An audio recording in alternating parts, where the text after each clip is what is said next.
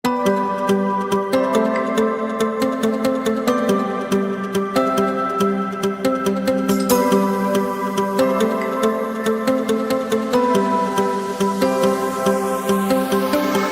yang bilang minat baca masyarakat Indonesia masih rendah.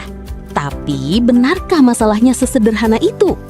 Berdasarkan World Population Review tahun 2020, Indonesia sebenarnya hebat loh. Kita berada di peringkat 90 dari 187 negara dengan tingkat melek huruf mencapai 96%. Artinya, secara teknis, hampir semua dari kita sudah bisa membaca dan menulis.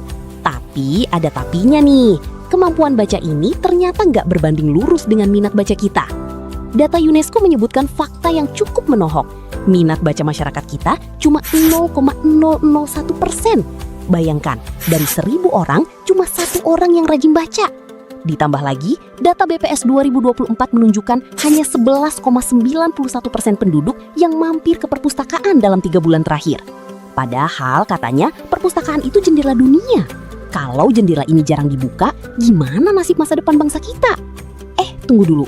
Apa benar generasi muda kita seapatis itu sama perpustakaan? Daripada menebak-nebak, yuk kita tanya langsung ke mereka.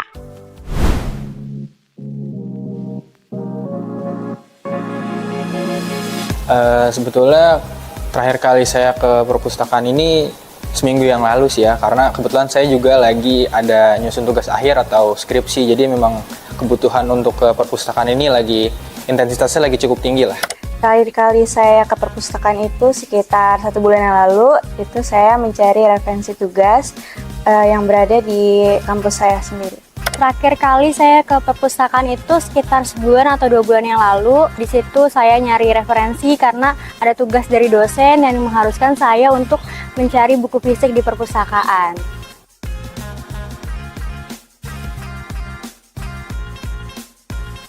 Kalau untuk sekarang lebih digital ya Mas, karena lebih praktis juga. Karena kalau untuk ke perpustakaannya itu kan juga membutuhkan waktu, jadi saya lebih suka yang e-book untuk sekarang. Saya sendiri lebih memilih untuk buku fisik sih ya, karena kalau saya baca buku online atau e-book gitu lebih ke capek aja, lebih cepet capek matanya gitu. Tapi kalau untuk mendapatkan referensinya mungkin saya bakalan e-book atau online, tapi kalau bisa ada fisiknya, saya bisa lebih ke fisiknya aja. Wah, menarik ya. Ternyata teman-teman mahasiswa kita masih suka kok ke perpustakaan. Tapi memang tujuannya mulai spesifik, yaitu buat ngerjain tugas kuliah. Di sini kita bisa lihat ada pergeseran pola. Untuk bacaan santai, buku fisik masih jadi juara karena sensasinya yang gak tergantikan. Tapi untuk urusan riset dan referensi, sumber digital pemenangnya karena lebih praktis dan satset. Nah, fenomena ini apakah beneran terjadi? Yuk kita cari tahu lebih dalam dan konfirmasi langsung ke ahlinya.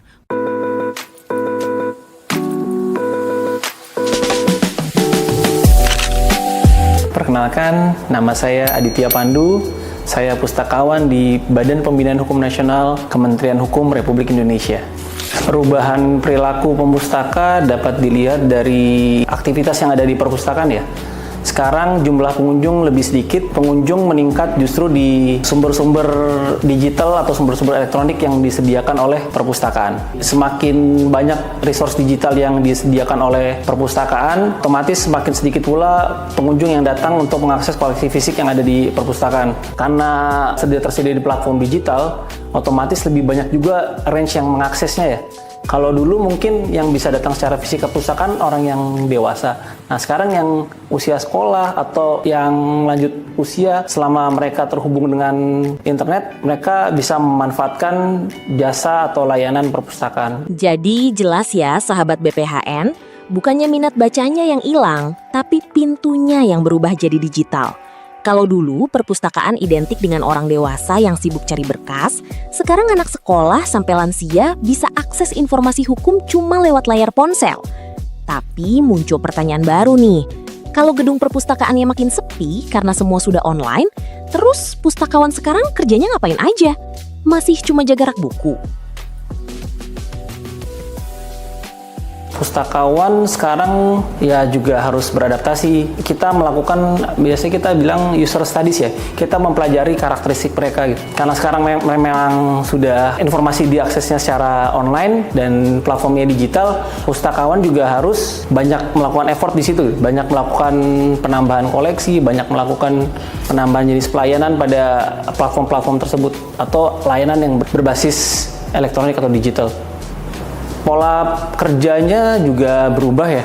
Kalau dulu lebih banyak pekerjaan yang melakukan pengelolaan dokumentasi atau informasi, pengelolaan bahan pustaka, sekarang ada kebutuhan baru. Kita juga diharapkan dapat meningkatkan minat baca dan literasi di masyarakat.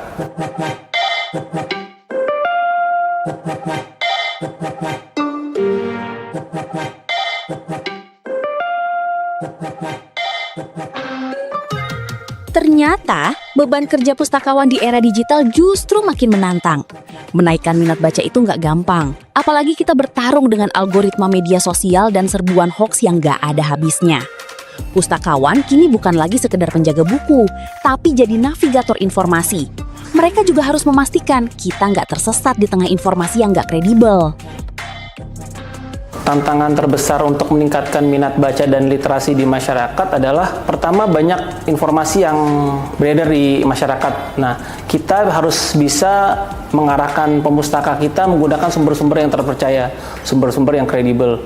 Selain itu, kita juga harus bisa mengedukasi pemustaka dalam menggunakan alat bantu yang dimiliki perpustakaan atau mengedukasi cara menelusur supaya lebih efektif dan efisien. Itu sih tantangannya. Lalu, apa jurus jitu pustakawan buat menjawab tantangan ini? Ternyata BPHN nggak tinggal diam. Ini kata Mas Adit. Melakukan beberapa kegiatan diseminasi informasi hukum ya.